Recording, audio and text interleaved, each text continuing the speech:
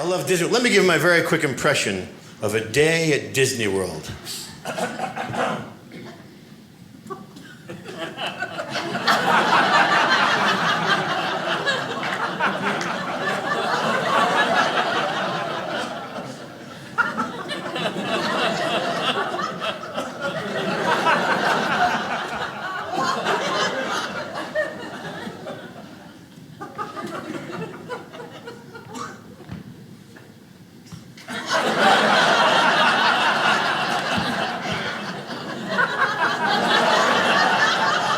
Here's $100. Go buy 4 waters.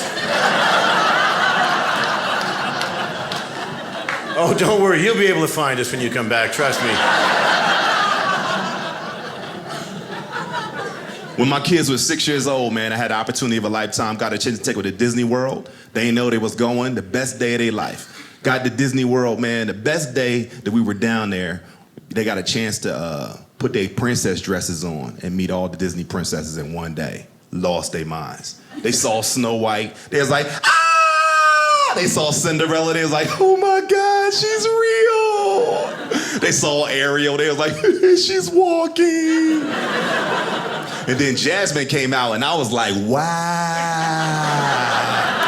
I was like, she looked bad as heck in real life. I was like, oh my God, I can get a picture with you. She was like, sure. I was like, oh my God. They was like, Daddy, we want a picture with Jasmine. I was like, shut up. I said, you guys, excuse me, my nieces be tripping. They wild out. 2 boys and a girl, man. Zoe is she's my lifesaver right there. She comes up to me the other day, she says, hey Mom, there's this boat. I wanna go on this boat. And I'm like, yeah, tell me the name of the boat. Mama will take you on the boat. Whatever boat, Mama will take you on that boat. I said, what's the name of the boat? She said, Disney Cruise.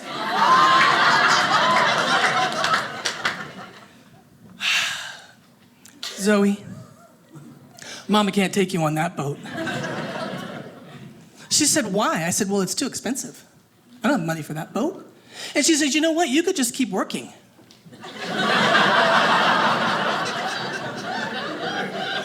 And then she says, and I'll just pull my teeth and then I'll save my tooth fairy money. I know. I'm like, oh, Zoe, you're so sweet. And on your 21st toothless birthday, you and I will go on that Disney cruise. Oh, man. So I grew up in Northern California, and I wanted to be a comedian. It'll happen someday, but you know what? You just dream, and first I gotta get on my little ship and fly around, and then something. But so I want to be a comedian. So I moved to Los Angeles, and my first job, strangely enough, I worked at a place called Disneyland, and I don't know if you guys are familiar with that place, but hopefully, yeah. Okay, 3 of you, and that is great. The rest of these jokes will not make sense to the rest of you. It's going to be a little confusing, but it is the happiest place on earth, unless, of course, you just got rammed in the back of the heel with a stroller, and then you're not happy at all. You're not actually, you're very angry. So I already knew I wanted to tell jokes, and I went to Disneyland when I was in 4th or 5th grade, and I went on the Jungle Cruise, and that was the job I wanted to have. That was my dream job I wanted to have, and I peaked around 19. And so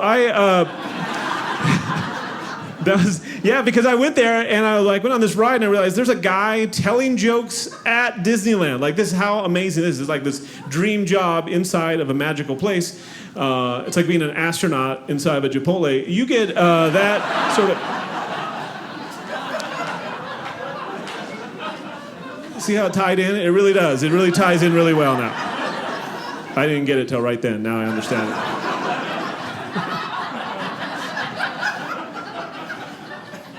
it. So, you just have to the clouds are Chipotle. I don't know if you can understand the metaphor, but it's probably there. Just look closely.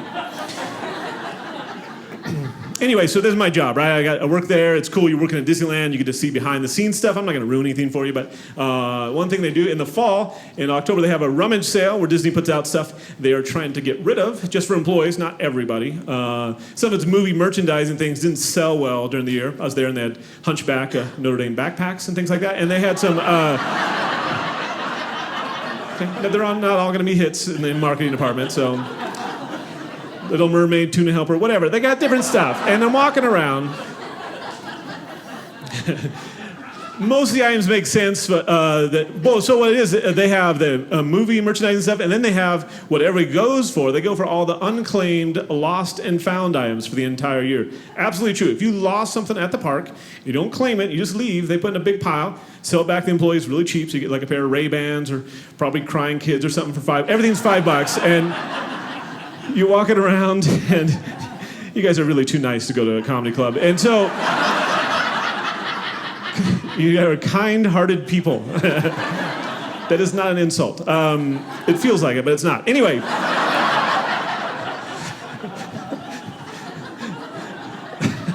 I've never apologized for complimenting people that way, but I had to do that right there because I could feel... Anyway, let's get back to what I was talking about. That's when I became a male model, and I loved it, but I feel like I skipped a part, so I'm going to go back. So anyway, you're walking around. They got the unclaimed, lost and found items there at Disneyland. You walk around. Most of the items make sense, right? Hats, glasses, fanny packs, if they're from Europe or wherever. And so, that makes sense, right? And then you have items that it's a little weird why they would. Oh, let me just get to it. They had a row of wheelchairs they were selling that were unclaimed, lost and found wheelchairs. So. Let's pause for a moment and acknowledge I'm not making fun of people in a wheelchair. That's not what I'm doing. I'm making fun of people who lost their wheelchair at Disneyland and then just left without it. I feel like that's a pretty small group of people in the world that would not notice at some point as you're sliding across the parking lot on the way to the car. But geez, I feel like something's different. I don't know, guys. Did I have sunglasses on earlier? Somebody check that Splash Mountain photo.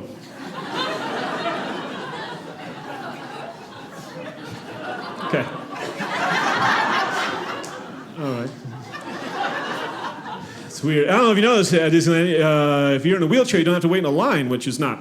I don't know if that should be the case because they're on a ride all day long. But they know that is one of the rules.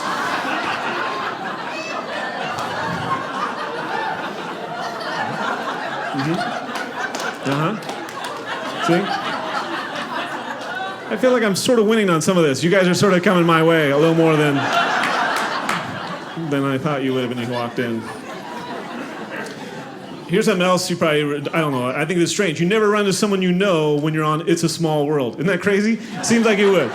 Seems like... No, I'm not a creep. I have 2 kids. I want to have 3. That's the perfect number, right? You can finally be on the Family Feud. But also with 3 kids, a mom and a dad, that's how many people comfortably fit in a log at Disneyland. Right, you have a 4th child, you have to buy another picture. It's like $30 just for a snapshot of your toddler straddling some Russian couple.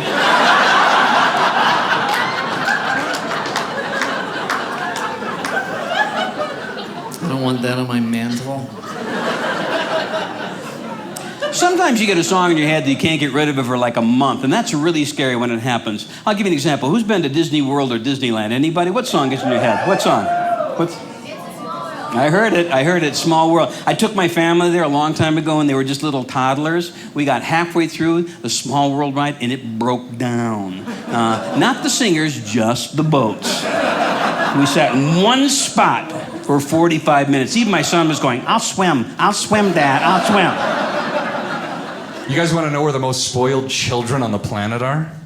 They're on a Disney cruise. If you haven't done that one, I'm telling you, it's like thousands of children that don't deserve it. And I'm on stage selling my soul doing Mickey Mouse impressions for these kids. Like, I'm up here, I'm going, hey, kids!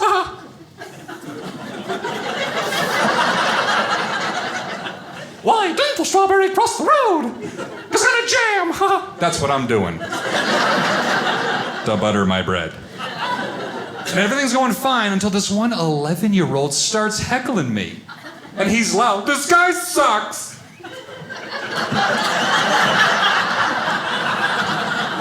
He doesn't sound like Mickey Mouse. He's got the ears for it.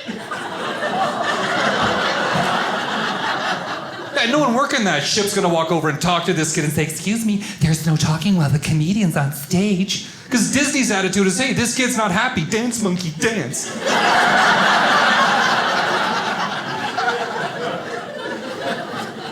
And he's sitting all by himself and he won't shut up. Finally, I looked at him. I said, well, where's the rest of your family? He says, they're sitting over there. I said, so they can't stand you either.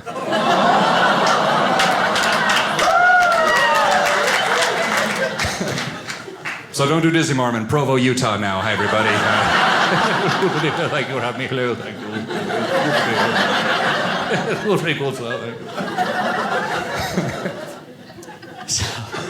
A lot of parents here tonight. We got some parents here tonight. Yeah.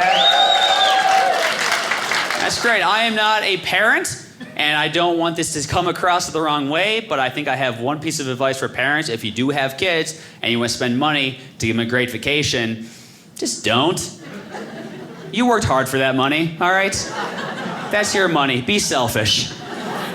Because think about it, they're not going to remember the good memories anyway from those vacations. Because just think about your family vacations. What stands out the most to you right now? I can tell you it's probably not the best moments. I'll tell you for me, I was 10 years old. My parents took me to Disneyland. I'm an only child. That's a very expensive trip. I certainly understand that. And so we say to the end of the day, because that's what you do, we spend that much money. My dad's like, we're going to make all the money from this land, right? So we're leaving Disneyland Way. We're on Disneyland Way now. We're stuck in traffic. And my mom went to my dad for probably the 10th time a trip. She goes, Tom, do not forget, at the next light, you take a right. Next light, you take a right. So you guys are ahead of me. What's my father do? Right through the light, right? And my mom snapped in a way I've never heard her snap before. She just screamed, she's like, Tom, what did I say? You had to take that right. And to my father's credit, he very calmly pulled over the side of the road, put the car in park, got out, and just started walking away, right? Just started angrily walking down Disneyland Way. My mom slowly chased him down for like half a mile, just going, Tom, please get back in the car, Tom. Please get back in the car. He's like, I will meet you back at that hotel, Elaine. Like, even as 10, it's like, I don't think he's coming back, Mom. I think that's it. You broke that poor man. Look at him.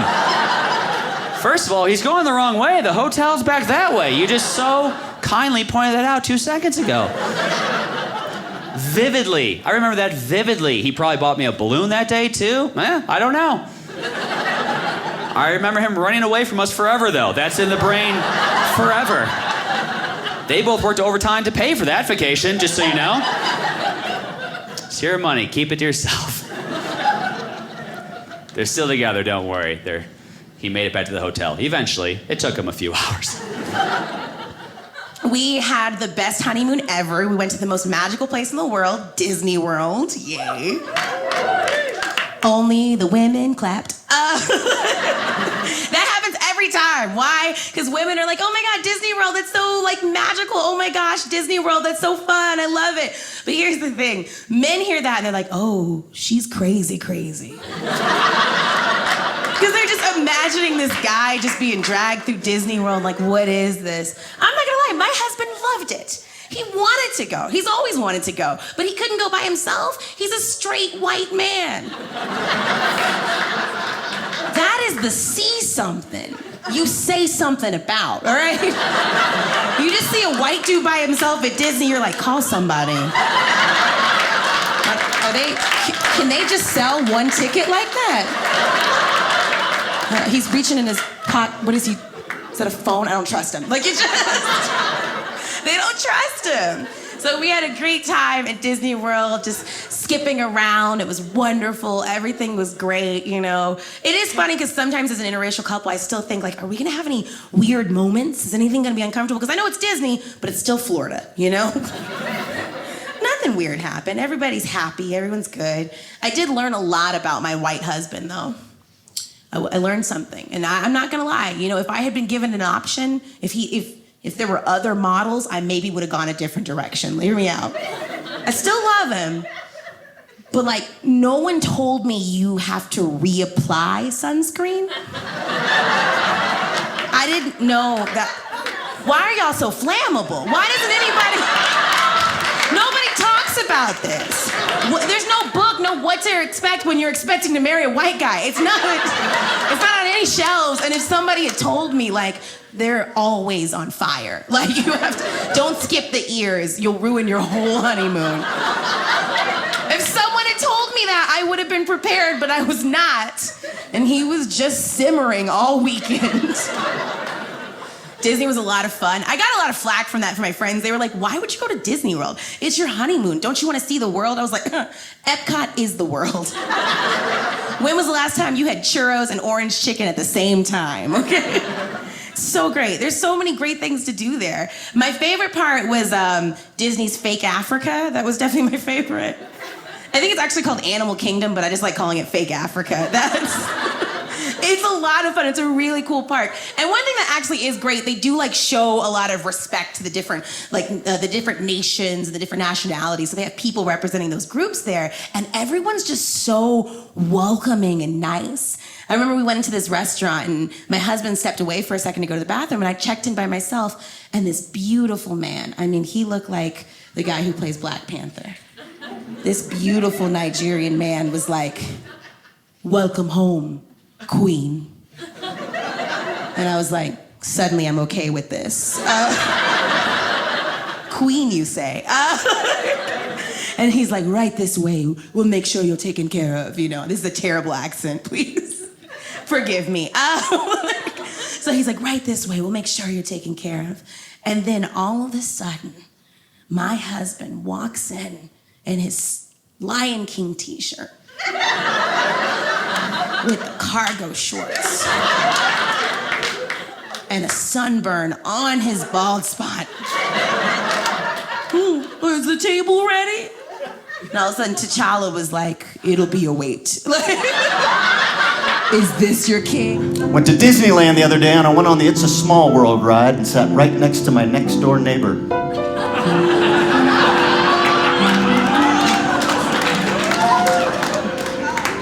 Some of you need to explain it to your neighbor. Disney has a cruise line now, which is a great marketing ploy. So if anything goes wrong, they can just say, hello, what'd you expect? This is a Mickey Mouse operation.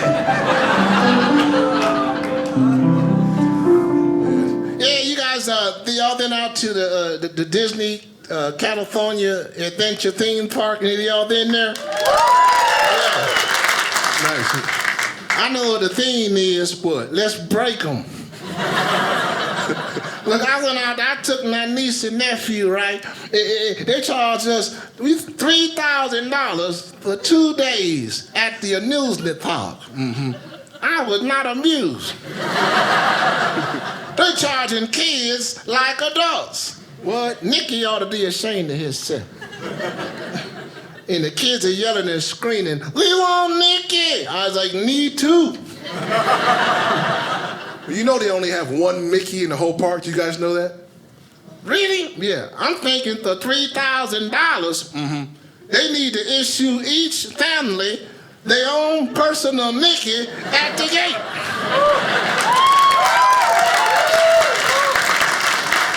You pay your money, here's your Nicky. Your kids need something to eat, let Nicky get it. Your kids gotta go to the bathroom, let Nicky take them. You left something in the car, make Nicky get it. Nicky earned his key. Oh, man. I was waiting for Nicky. The kids couldn't see him. I said, you won't see Nicky this weekend.